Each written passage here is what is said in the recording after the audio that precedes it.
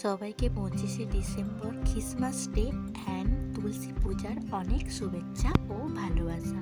Hello বন্ধুরা, welcome back to my channel. কেমন আছো তোমরা সবাই? আশা করি ভালো আছো, আমিও অনেক ভালো আছি। সকাল সকাল আমিও মা ঘুম থেকে উঠে গিয়েছি, দিয়ে বাড়ির সব কাজ সেরে নিয়ে তুলসী পুজো করার জন্য স্নান করতে গিয়েছিলাম। স্নান করে আসার পর দেখলাম যে আমাকে তুলসী পূজা করতে নেই, তাই জন্য মা তুলসী পূজা করেছিল, আমি ভিডিওটি করেছিলাম।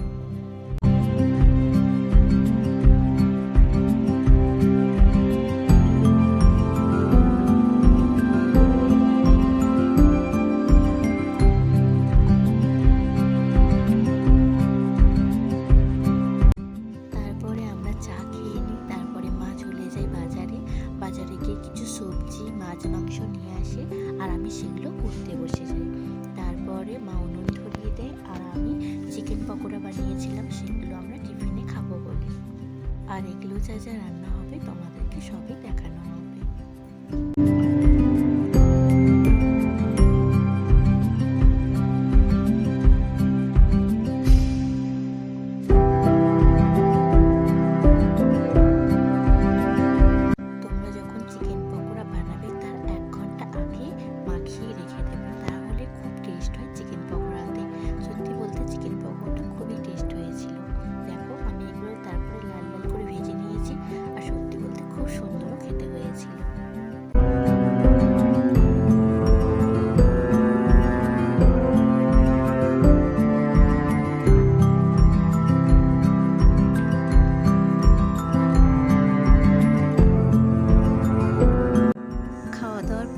চিকেনের আলুটা ভেজে নিয়েছিলাম, কড়া গরম হয়নি তখন আমি আলুটা দিয়ে দিয়েছিলাম ভুল করে।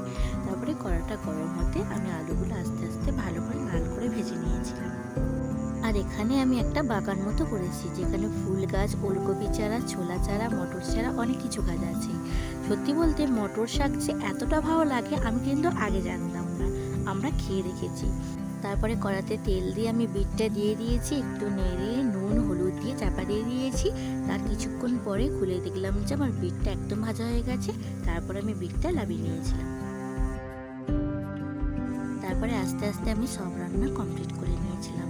আর এখানে দেখতে পাচ্ছ মাছের তরকারি, বিট ভাজা, ওই মটর শাকটা। তারপরে আস্তে আস্তে মা ভাতের থালাটা সাজিয়ে দিয়েছিল।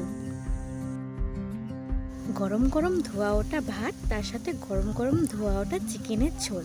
তো ব্লগটা আর বেশি বড় করছি না, ব্লগটা এখানে শেষ করছি। ভালো লাগলে অবশ্যই লাইক, কমেন্ট, শেয়ার আর সাবস্ক্রাইব। টাটা বন্ধুরা।